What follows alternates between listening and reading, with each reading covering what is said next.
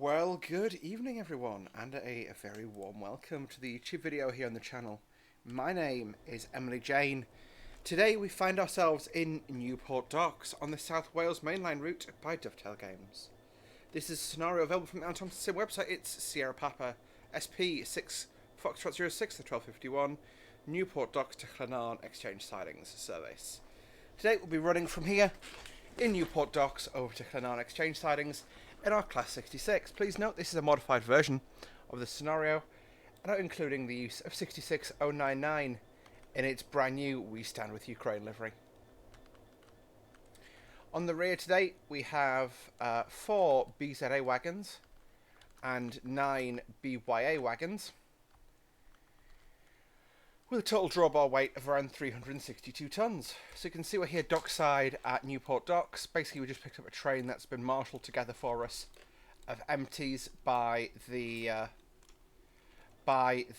shunter, and we're just going to be taking them back to Llanwern to be sent away to be filled up again and brought back. So we've changed to the front cab, so first thing we're going to do, turn the tail lights off, turn the headlights on. This livery and the patch for the lights comes from Major Wales Designs. I really do recommend you go check them out. I really enjoy Major Wales' work lately, including the KSA wagons, review of which is actually coming and it is recorded. I'm just not sure if it's already come out, so you guys can let me know that, I guess. What I can do is I can take power to move away. I'm going to put a bit of power in, get moving. Doing a blast on the horns just because we are in quite an open area and you can have people all over. So I just want to make people aware that we are indeed moving away.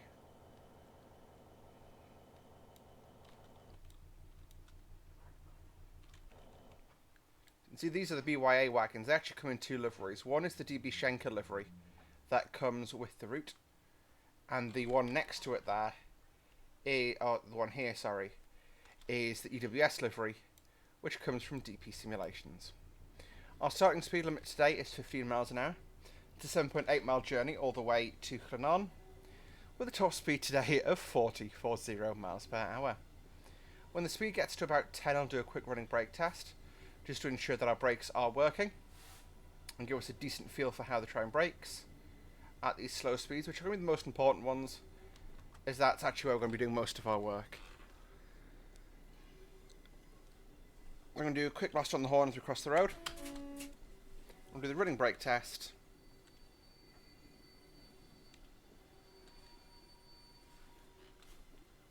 So that's not the world's fastest deceleration, but it's respectable, and we sort of know what we're expecting now. So go back at notch 3 of power. Keep us moving around the curve here. Give you a bit of an idea. So this is Newport Docks.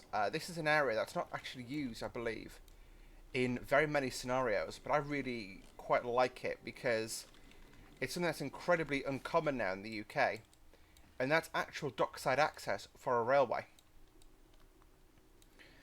I can probably think of here, Portbury Docks, and there's one in Scotland as well, which would be dockside, like for a mainline railway. I don't mean like a shunting, like the military railways, like in Portsmouth and stuff. I don't mean those, but I mean like an actual sort of proper, railway.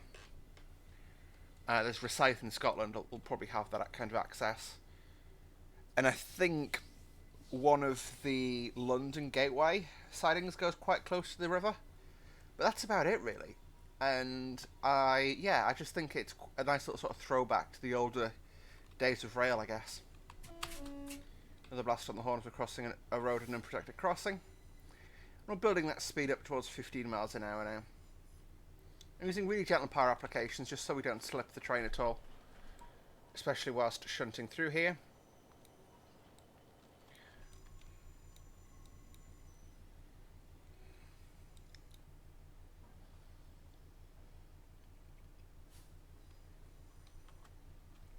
So we'll chuck the power now, going to idle. Just allow the train to coast.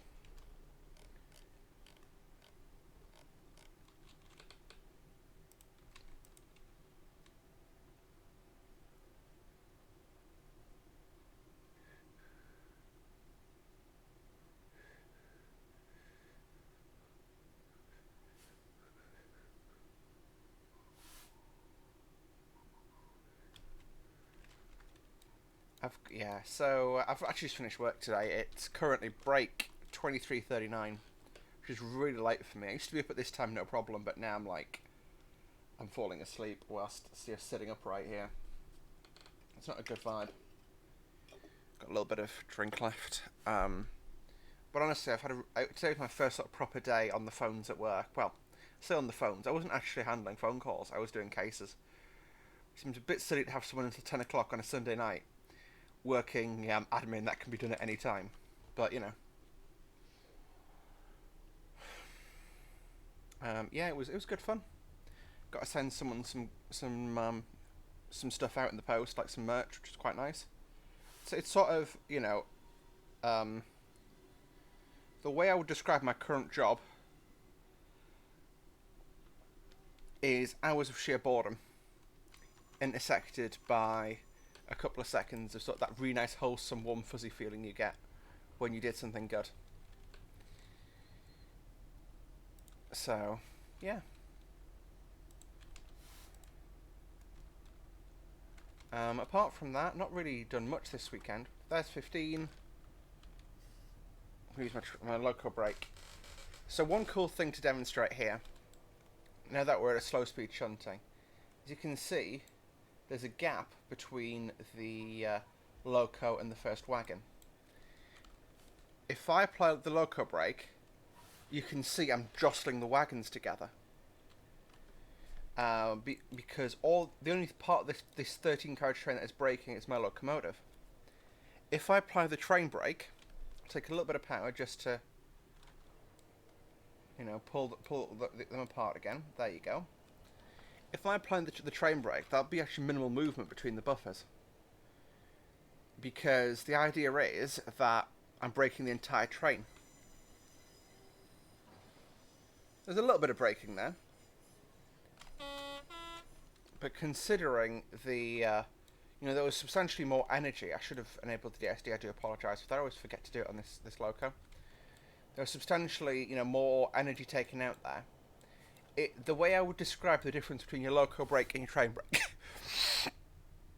is your loco brake is a bit like braking. If you're riding a bike, it's a bit like braking with your front wheel. You can do it, but you can't. Well, it's a bit unfair, really. It's sort of like having a weak front brake on your bike. It causes your centre of gravity to shift forward, and you will go over the handlebars if it's too strong. But also, it's weaker because of course you've only got the brake force generated by the locomotive, right? Whereas if you apply the train brake, you've got the brake force generated by all of those wagons slowing you down. So I'm going to wait for the speed to decrease because we should be shortly going up a 1 in 75 upslope.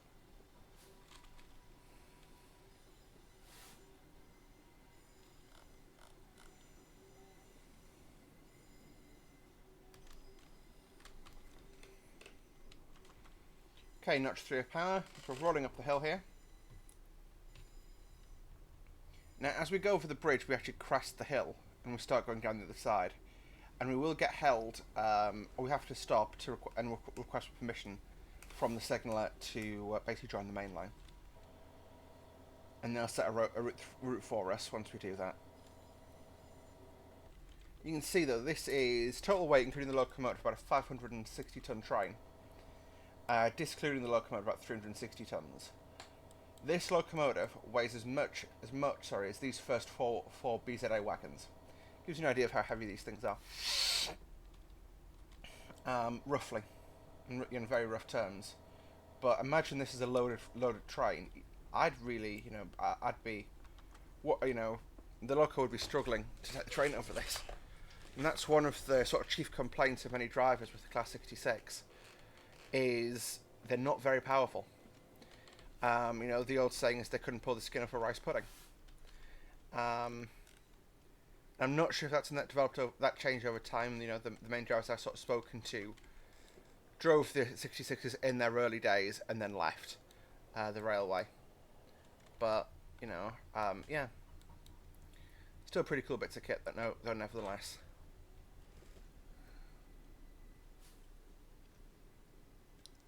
Now, due to the way that the scenario is set up, we do have to stop quite close against the departure signal from the yard. So there's just something to be aware of, really. So I'm just putting a little bit of brake on now, just to manage our deceleration.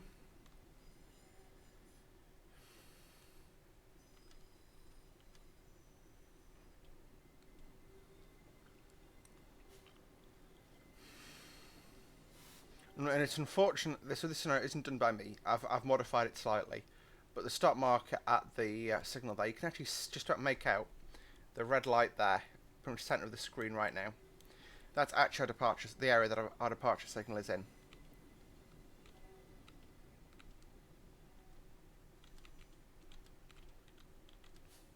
So, yeah. But I'm hoping, yeah.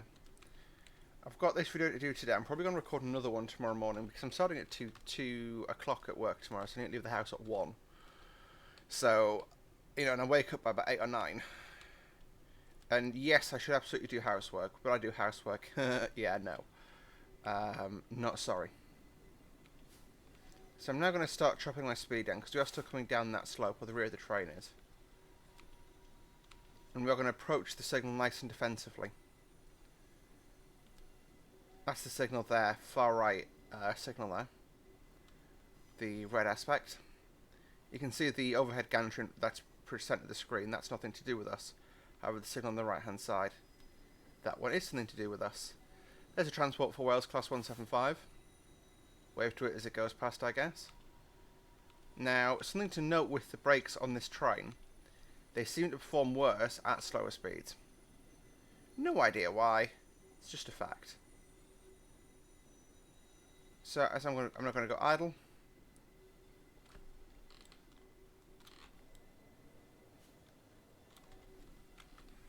And yeah, we need to stop really close. So pretty much as that point lever, that's the word I was looking for, disappears under the dashboard, we can come to a stand.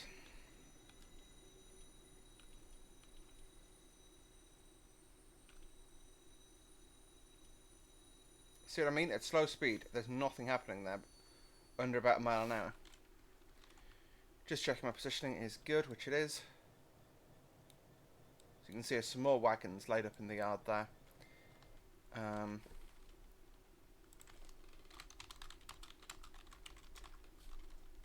So I've got to tab the signal to depart. Hello signaller, it's driver of train 6 Foxtrot 06.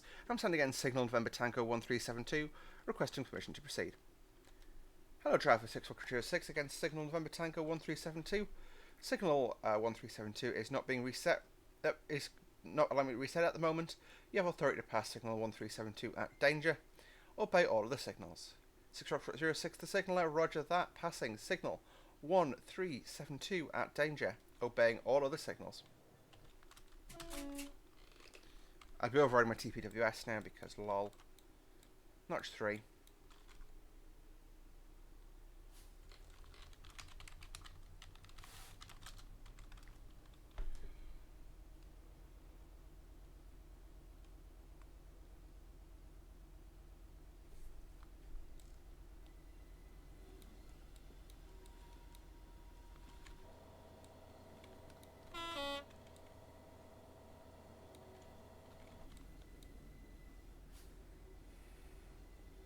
There's 10. Now, as soon as we actually rejoin the main line properly here, we can go up to 40. Which is as fast as we'll get to go today.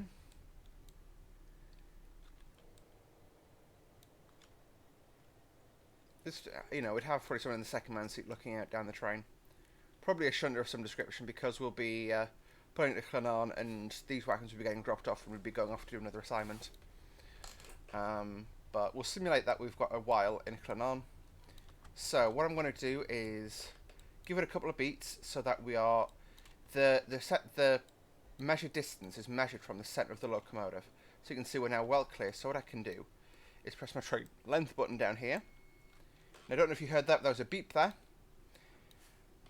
When I get a double beep, I'm cleared to accelerate. What I'm going to do whilst we coast ahead, turn my instrument lights on.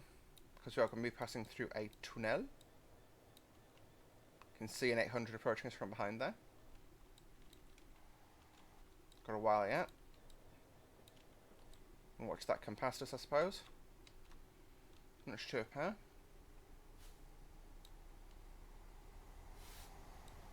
New.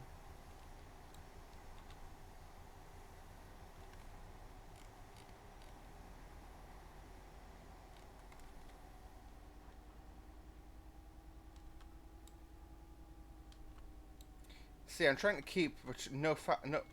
There's my double beep. I'm trying to keep no higher than 4,500 amps. It's a really dry day, so adhesion shouldn't be a problem.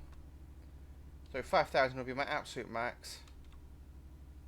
Hence, I'm just sort of holding the throttle to stop me going over the 5,000 amp mark. I've just cleared the AWS there, even though I didn't get a ding, which I should have. As you can see, we're accelerating away nicely now. I'm going to coast at about 38, 39. Well, actually, I won't actually fully coast because the rolling resistance on these wagons is quite high, so I'll probably go about notch 1 or 2.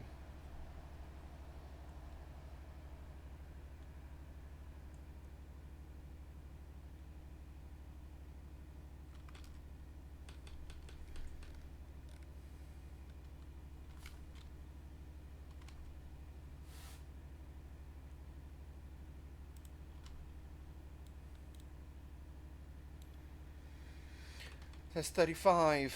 You can see that there's a fuel divert as the amps drop off. It gives better traction effort, basically, as far as I understand it. So I'm going to probably keep this power setting in for now, actually. And see, here we're motoring along there. Got a green aspect, so we've got no cautions about speed. Approaching 40, I'm going to go idle. As you can see, there's a what looks like a Castle HST set in front of us. I'm going to say I went through a phase of not using any reskins in any of my scenarios, but I do quite like having them back. It makes quite a big difference, in my opinion, to the game. Now, it's unfortunate, it's quite awkward to sort of, if someone was to go, where do you get that castle set from? I'm not actually sure. It's either Alan Thompson's or Major Wales, and I've got no idea which one. Because you mistake me for someone who pays attention to shit like that. So, yeah. Okay, I'm going to keep notch 2 in, just whilst we roll over the bridge here. To the left of us there, that is, or to the side over there, that is Newport Castle. That's nice, I guess.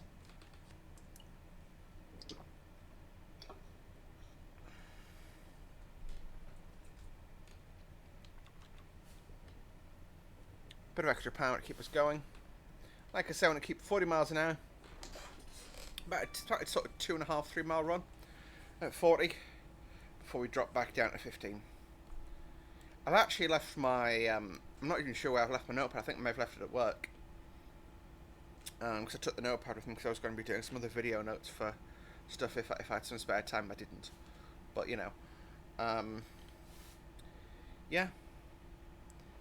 Overall, like I say, I've obviously moved to a different company, and actually a really special moment today on the way home. So I work in an office, so we don't get issued any company uniform. However, we can request a company coat, which is like is the company branding. And it was a rainy day, so I was wearing mine on the way home, on the train, on the metro, sorry.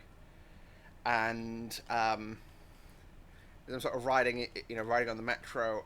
It's quite late at night because I finished at 10 o'clock, so it's about 10:30. And we pull in at one of the stations, and revenue protection staff jump on. And everyone in that carriage got asked for their ticket. I was the only one who they looked at and went, "Nah, you're alright."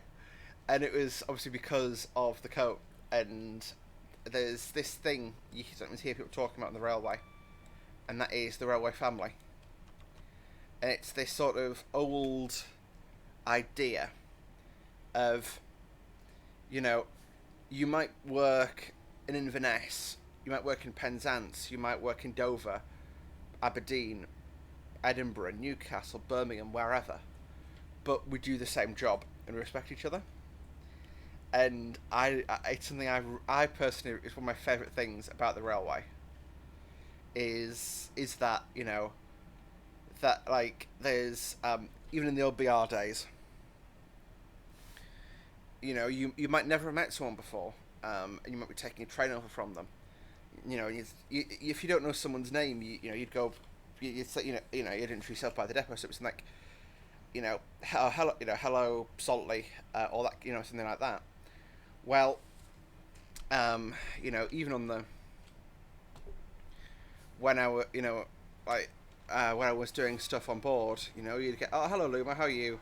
Yeah, I'm not too bad. How are you, Grand Central? You know, we have got the green with a feather. That is half a mile to go to our 15 limit. So I'm going to leave a coast in. The 15 limit is just beyond this overbridge in front of us.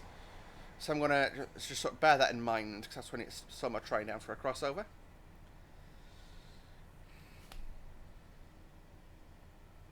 So I'm just coasting now, as you can see.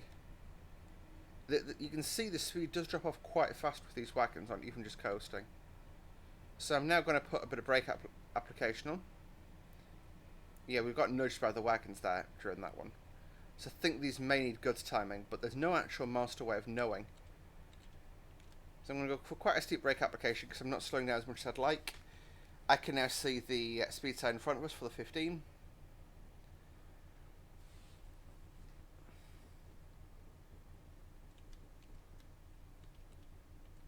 Going to be there in time, so I'm now just easing off the throttle.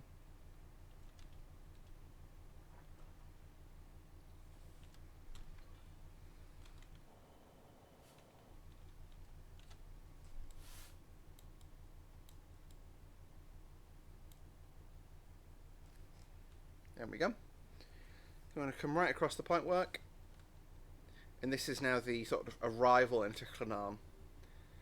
I'm not sure if I'm pronouncing it correctly. I'm doing my best on Welsh pronunciation. Much like German pronunciation, obviously it's not native to me, so it's not as easy. You can see the little shunt signal there on a stick, on a stick. If you know that joke, you have a good sense of humour. I can't think of anywhere else that I've seen that. That might be something specific to this area.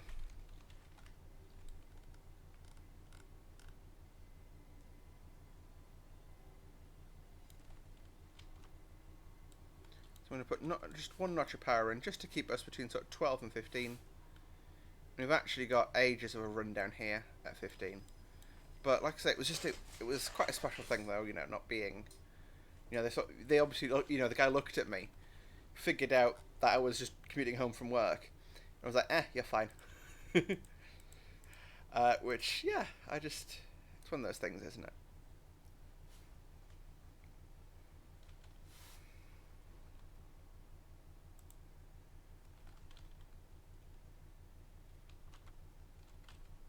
So what are my next plans for YouTube? I'm not actually sure. So what I've been doing to sort of get this, for example, this idea, I didn't even think of this. But I saw the scenario on the ATS page. I was like, yes, I want to do this scenario. Unfortunately, I can't share my exact variation of this. But all you need to do is replace the loco, replace the train, bish bash bosh, you're done. You know, very much. I think my replacements do quite, you know, change the feel of the scenario quite a bit. But yeah, I think next week's actually quite exciting because I'm doing I've got the 23rd off work, May the 23rd. Because my plan is to go up to Reston Station well, it's not the most southern station in Scotland, but the most southern station in Scotland on the East Coast Main Line, and go on what I believe is going to be the first train up there, which will be quite cool. Quite cool indeed. I wonder if I look on it on real-time trains.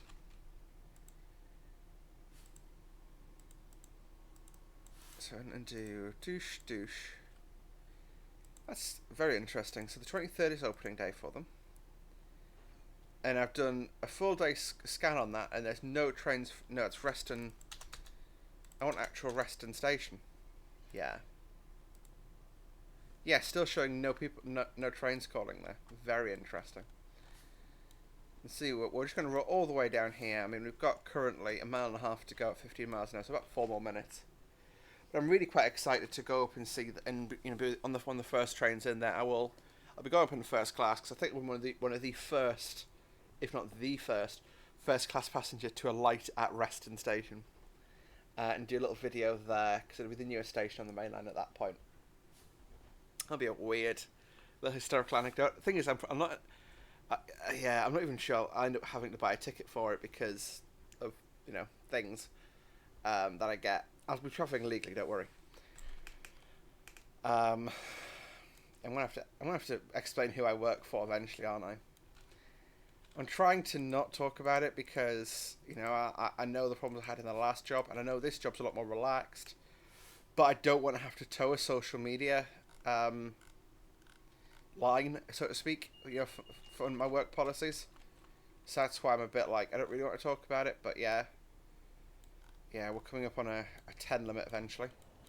You can see the building there. That is the start of the Llanwern Steelworks. Building at speed. Leave it in notch 1 whilst I get to 14.5. Power off. There is a Morpeth board, which is warning me of the upcoming 10. That is, I believe, a third of a mile to go until my 10. Now, I don't actually have to pull all the way down in the sidings. All I really have to do is, get about a third, basically get the train far enough down so that I can be clear of the point work and a little bit to allow something to couple up. And that's basically it. I'll explain that as we get closer, though. So I'll go 1 lump of power. You can see got the 10 warning there, which is before our crossover. So I'm going to let the speed wash off now. You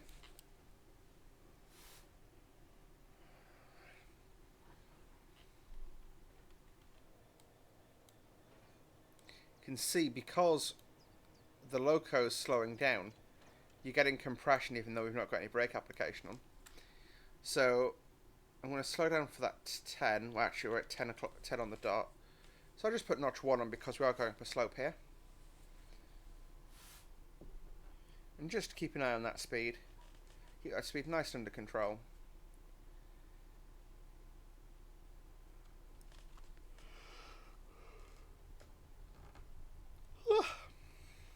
Pretty tired tonight. So my body clock wakes me up at 8 AM no matter what. Whereas obviously because of work, normally by this point I'm long in bed and asleep.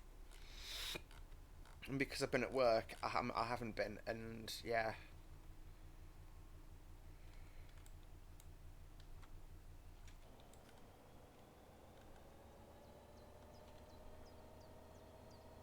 You can see the slope there quite visually now. You can see we're definitely dragging those BYAs up here.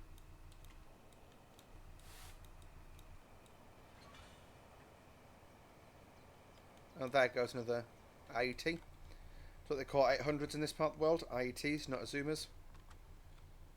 Oh yeah, sorry, I did so a bit early for my 10, but it's fine.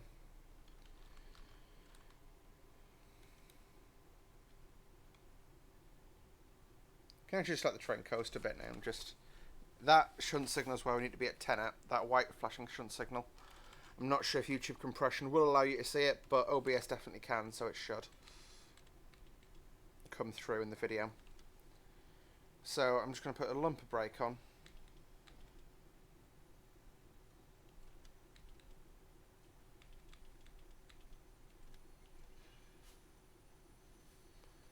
And brake off. What I can actually do is change my goods timings to my brake timings to goods, which slows down the rate of the brake application.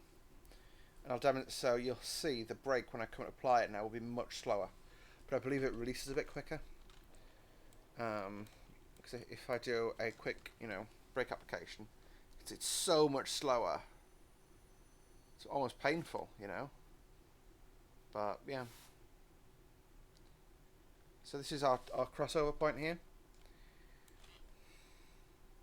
And what I'm going to do is when I enter the siding, I'll give it a couple of beats, and I'm going to press my train length button again, and basically stop. I'll take my brake application to stop after I get my double beep again, and that'll be my sort of cue, I guess, if you like, to bring the train to a stand. And then that'll give enough space for the full train to be in the siding, but also enough space for another loco to come on the back of this train if one was, if like a loco the size of a Class 66, not just a little gronk that is potentially shunting. You can see that's the Llanwern Steelworks in there. Rather large place. Get all kinds of freight coming in here. So obviously, I know you didn't come here for a chemistry lesson, but you're getting one. What's the difference between iron and steel? Steel is basically iron with impurities in it. So if you think of iron as this perfect lattice, right? Or this basically, you know when you get what are they called? Like ball pit balls. Imagine those arranged in a way that they're balanced perfectly on top of each other. Let's say 1,000 high, 1,000 deep, right? And that's your iron cube. Well, it doesn't take much force. You know, let's pretend there's some force holding them together and it's not just sort of freestanding. It doesn't take much energy to, you know, basically put your finger on one of those balls and just push that all the way out, right? That wouldn't take much energy. But if you were to then, I'm just going to do my,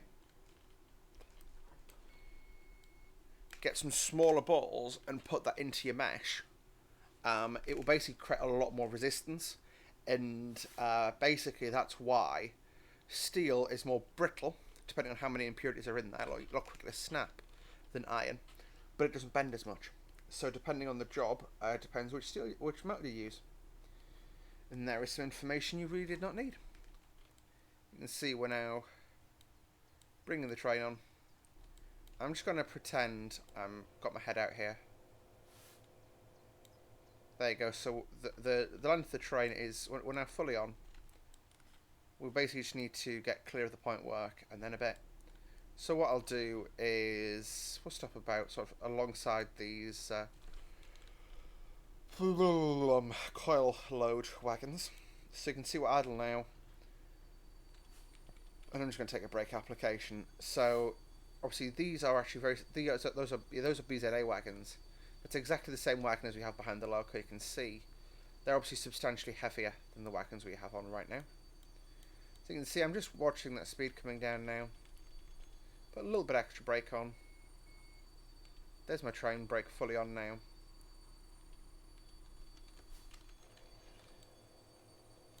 You can see though, now that I'm applied, the brake release is actually slightly quicker. It's really incremental compared to the thing, but it's a little bit quicker. So now that we're here, I'm going to press Shift H to turn my headlights off, instrument lights off, tail lamps on, reverse it to neutral, and the scenario has ended. So I can't actually make any control inputs. But thank you all so very much for watching today's video, guys. I hope you enjoyed it. If you did, don't forget to like the video, subscribe to see more from me on a semi-regular basis, and we'll see you in the next video. Until then, folks, it's bye for now.